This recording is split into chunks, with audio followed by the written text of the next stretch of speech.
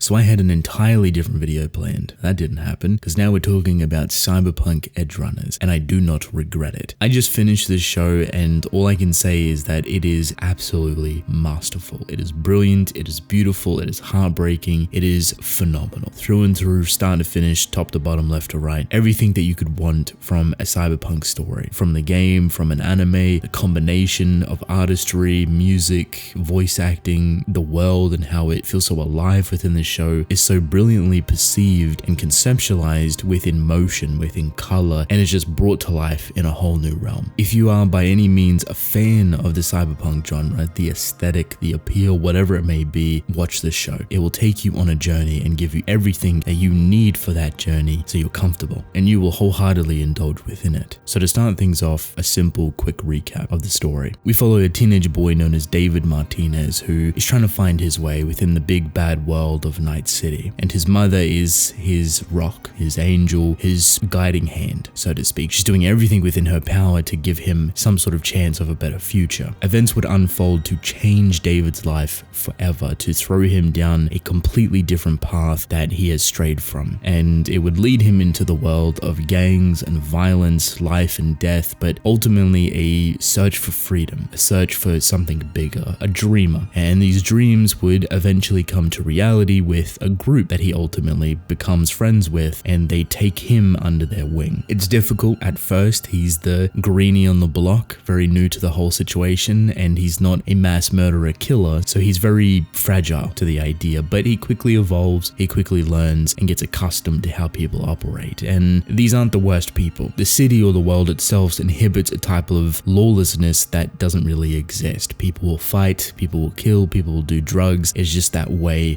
with what the city has provided for them, and no real consequences or response to line up to it. There is some of it there, but it's a matter of whether it's worth it or not. And until it becomes too much of a high threat, that's when maybe someone of a higher power might come into play. Military or police or this or that. Ultimately, David would learn the ropes, befriend these people, and go on gigs with them. Take on missions, jobs, whatever it may be, to try and secure money, to try and better himself, his life, the people that he cares for, and he would become a family with this group, as time and time again they get in very sticky, deadly, deathly situations. Wouldn't think that they would come back from. As I said at the beginning, I think this show is brilliant. Its artistry, its animation, the creativity that goes into it, just the way everything's expressed, shown, visualized, the music, the atmosphere, the voice acting, all of the technical side of things is just perfect. It captures the colorful, vibrant, but gritty world that embodies the cyberpunk theme or aesthetic. But then it has the creativity of the animation department, Studio Trigger, and they are undoubtedly at home. This is their bread and butter, their comfort, and you see them flex that constantly. Even if you didn't care about the story by any means, you could watch this just for the technical side of things, the animation, the visuals, the audio, everything. It's creative, it's vibrant, it's lovely. They've knocked it out of the park. So a round of applause to all those talented, hardworking people. The story, on the other hand, is very simple. It's straightforward, it pushes you through progressively, and it does great in establishing David as an individual, the hardships, the difficulties of the world, the things that he'll face, and the guilt of it all. See, one of the biggest themes that Cyberpunk as a game and as an anime embody is that death is kind of just another thing. It's definitely there, it's prevalent, but the emotional response to it isn't as drastic or as high as you would normally think, or as how we would perceive it. And that's because a lot of the time people become desensitized to it, because it's so frequent and common, and Night City is disgusting in a lot of different parts, as well as the advancement in technology and crime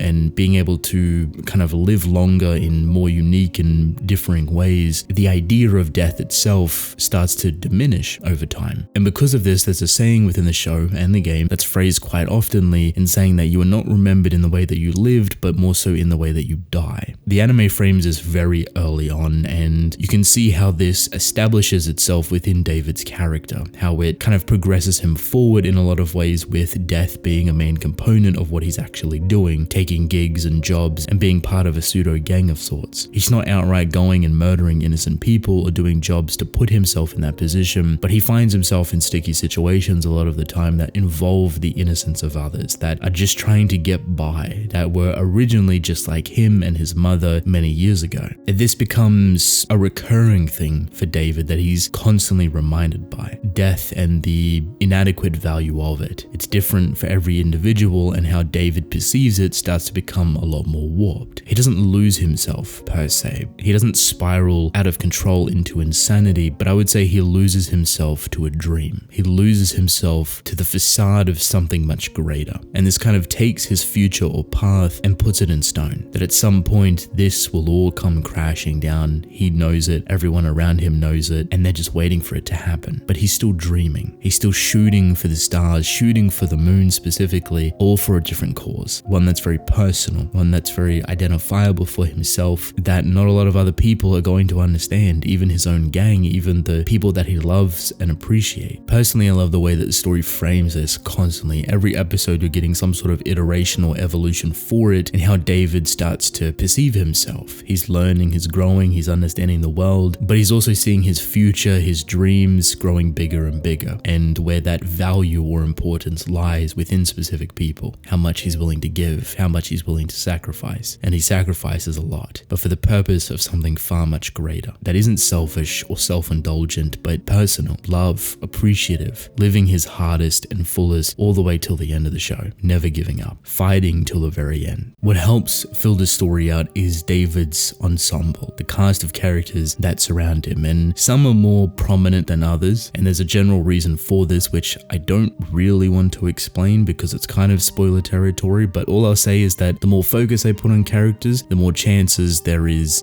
problematic things that are going to happen with them. It's a pretty standard narrative telling experience with characters. Obviously, if you want to build an emotional connection to a character, you're going to have to show them off a lot more, and if you see that with side characters or people that aren't within your main cast technically, you know that the chances of something potentially may happen is drastically increasing and is now really high. It's noticeable within Edgerunners, but because the story is moving very rapidly, there's a lot of characters and rotating pieces in and out, it's hard to keep track of that percentage. But the side characters are lovable, they're unique, they have such incredible personalities that feel so lively. The way that Lucy contrasts with David is beautiful but tragic. They're from entirely different sides of the world, yet they're joined together by the hip basically. They hit it off so incredibly well. You have people like Maine and Becca and Kiwi and Dorio and Falco and a bunch of others there that respectfully kind of line themselves up in a way that values their attention. You'll see more of this character and then more of that character, this character, that character, etc. And you start to see the bigger picture midway through the story. It never gives you a chance to breathe, so you can never really draw a comfortable conclusion because halfway through the story, everything changes. And it's probably the smartest decision they've done. It doesn't let you get too comfortable, doesn't let you settle down on ideas or the theory crafting you may be doing in your head, and it changes everything from then on. I also love the vulnerability of characters and everything really. In a world that's filled with so much tech and chrome and guns and violence and different augmentations that just change characteristics of human beings, when you see something so vulnerable as love, as compassion, whether it be between friends or lovers in a humorous way, lighthearted, melancholic, or ever-loving, when it's backdropped with all of those things, it feels so incredibly nice. It feels organic. It not only helps us as viewers connect to these characters, but of course to them to each other, and you watch things bloom right in front of your eyes. It's something very normal within stories, but with a backdrop like Cyberpunk, the aesthetic and all of the crazy, inorganic, non-human-like things that go within it, having something so pure like vulnerability is really nice. It comes in a lot of different forms, and it just reminds you of how grounded things can be, the reality of everything through the chrome. Because I don't want to get into specific spoiler territory, as much as I would love to talk about this scene or that scene or how this character spirals out of control and just this character's appearance, I do want to end this off kind of on a bit of a negative. It's not the worst thing to ever exist, but something to be mentally prepared for when going into this show. If you've made it this far, you're probably wondering how can there even be a negative? It's really simple, really easy. They throw a lot of information at you and they expect you to know it. It helps if you've played the game tremendously. If you have forgotten bits and pieces of the game, you're going to struggle a little bit. But for newcomers or people that have not experienced it before, there is just a lot of words, a lot of phrases, a lot of conjoining of phrases that is very all over the place. And they don't really do anything to really explain it to you. One, because it technically wouldn't make sense and would kind of take you out of the world. Two, explaining the meaning of these words would just add more, I would say, to the confusion of the story because of how rapid and paced it kind of feels. It's very easy to get lost because of that. On the upside for it, however, because there is a positive, it creates such a powerful in-world vernacular. That's one of the most impressive things about the cyberpunk aesthetic and its lore and everything that operates within it, is that it's just filled to the brim with character, with charm, with identity, and every phrase, slang, or type of wording that's chopped up in such a weird way just fits perfectly within here. You may not understand it because it's slang of all different sorts and how they say it is used so differently between one another, but once you get the hang of it, it's breezy, it's gorgeous, you will love it. So if you've made it this far and you still haven't decided to watch Cyberpunk Edgerunners, please do. Give it a chance, watch the first handful of episodes, see how you feel. Maybe you'll be surprised. But before we leave, I want to know what you think. Did you like the show? Did you appreciate it? How do you feel it compares to Cyberpunk as a game? And the biggest grand question, do you think that they should continue it in some way? I think there's a lot of great things they could do, but I'm interested to hear your thoughts.